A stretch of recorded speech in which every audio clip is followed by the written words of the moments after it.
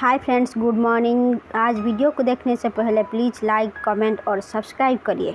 आज देखेंगे विराट ऊपर आएगा और कहेगा, साई तुम अभी तक पढ़ रही हो, रखो किताब, बहुत हो गया, तुम्हारी तबीयत ठीक नहीं है और तुम पढ़ाई कर रही हो। मेरे साथ आओ और यहाँ पर बैठो, मैं तुम्हारे लिए कुछ लेकर आई हूँ। ये लो काढ़ा, तुम्हें ये काढ़ा पीना पड़ेगा। जिस तरह बनाई हूँ तुम्हारी अब्बा जैसे बनाते थे। आई नाक बंद करती है और सारे काढ़ा पी जाती है और विराट मुंह बनाती है क्योंकि काढ़ा बहुत कड़वा होता है। और फिर विराट कहता है तुम सो जाओ, सुबह तक ठीक हो जाओगी। और धीरे से उसकी लौटों को निकालती है और साई आँख खोल लेती है तो विराट चुपचाप पीछे चले जाती है। हालांकि साई कुछ कहती नहीं है, मुस्कुराती रहती है। विराट साई को देखता है और मुस्कुराने लगता है। अगले दिन सुबह नीना दादा सबके सामने हारमोनियम की प्रैक्टिस करने लगते हैं। तभी भवानी काकू कहती है, ये साई ने निनाद पर पूरा कब्जा कर लिया है। ओमकार कह रहा है, हाँ सही कह रही हो बहनी, देखो कैसे हारमोनियम बजा रहा। तभी पाखी कहती है, ए लीजिए चाय। निनाद झटक से लेती है और कहती है, ये क्या कर रही हो पाखी, हारमोनियम पर गिर जाएगी। पीछे से साई आती है और कहती है, पाखी दीदी मेरी गले में ना बहुत दर्द है और मुझे ना जुकाम भी है, क्या आप मुझे एक कप चाय पिला सकते हैं प्लीज़। पाखी कहती है, तुम्हारी तो आदत नहीं है सबके साथ नाश्ता करने की और चाय पीने की, इसलिए मैंने तुम्हारे लिए चाय नहीं बनाई है।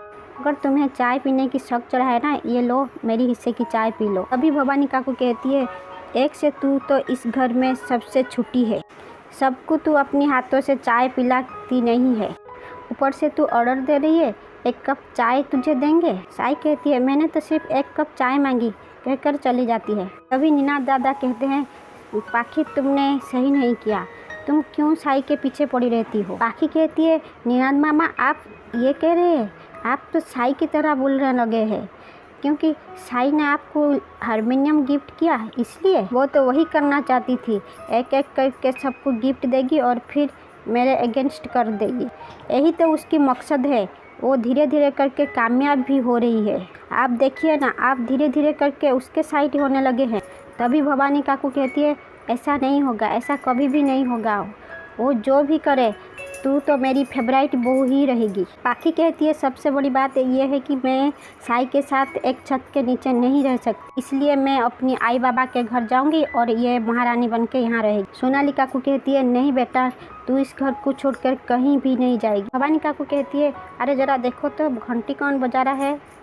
पाखी दरवाज़ा खुलती तो दरवाजे पे अजिंक्य खड़ा रहता है। क्या कहता है, हाय, आपके घर मेरे घर के रास्ते में ही पड़ता। साई की तबीयत ठीक नहीं है ना, इसलिए मैंने सोचा जाकर साई की तबीयत के बारे में थोड़ा पूछ लूँ। ठीक कहती है, तुम आए अच्छी बात है, पर इतने भी जुकाम नहीं है कि उसको देखने के लिए आओ।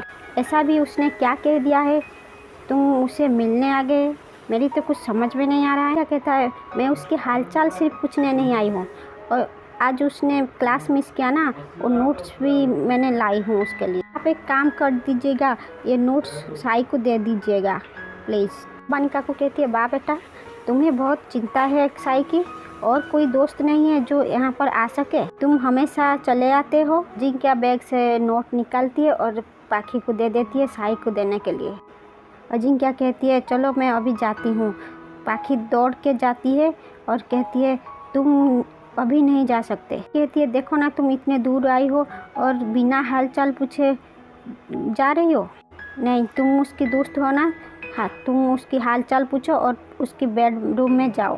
उसे नीचे नहीं बुला सकती, उसकी तबीयत इतनी ख़राब है कि नीचे नहीं आ सकती। जिंक्या कहता है, नहीं, मैं उसके कमरे में नहीं जा सकती, मैं उसके लिए कप केक ले आई हूँ, आप ये नोट के साथ कप केक दे दीजिएगा। पाखी कहती है, नहीं, बिल्कुल नहीं, तुम उसकी बेस्ट फ्रेंड हो ना, तुम उसको खुद देख कर आओ।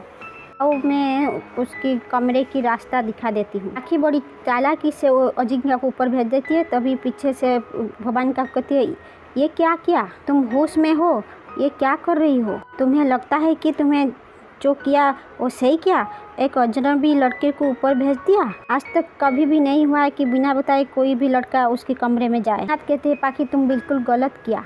पत्र लिखा कहती है, इसमें गलत क्या क्या, नीचे हम बातें कर रहे थे, वो दोनों कैसे बातें करेंगे यहाँ बैठकर, इसलिए मैंने ऊपर भेज दिया। दोस्ती जो है पत्र लिखा मन ही मन बहुत खुश होती है और कहती है अब आएगा मज़ा। अजिंक्य ऊपर जाकर साई का दरवाज़ा नॉक करती है। तब तक साई दरवाज़ा खुलती है और देखकर सरप्राइज्ड हो जाती है और कहती है तुम यहाँ।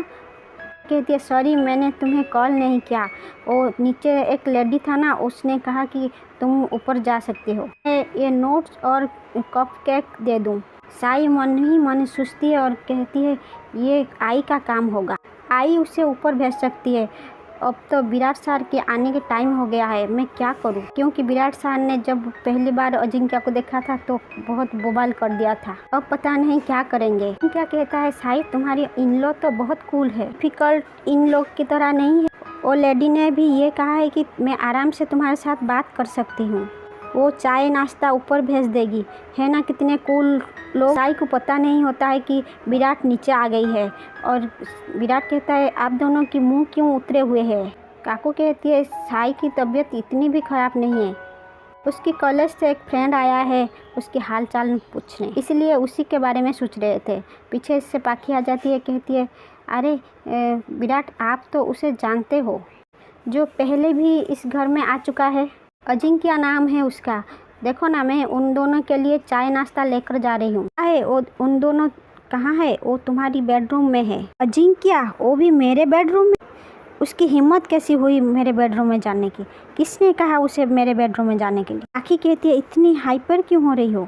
विराट भागकर उसके कमरे में जाता है और इसी के साथ एपिसोड का डी एंड हो जाता है। विराट अपनी बेडरूम में पहुंचता है और कहता है तुम्हारी हिम्मत कैसी हुई मेरे बेडरूम में मेरी साई को छूने की? विराट गुस्से से अजिंक्य के कॉलर पकड़ता है और उससे धक्का दे देता है और अजिंक्य गिर जाता है। अजिंक्य कहता है सर आप गलत सोच रहे हैं, पर विराट कुछ भी नहीं सुनता। विराट कहता है तुम दोनों मेरे कमरे में क्या कर रहे हो? साई कहती है आप मुझे कैरेक्टरलेस समझते हो। और ये सब होगा सोमवार के एपिसोड में। आज के लिए इतना ही, थैंक यू।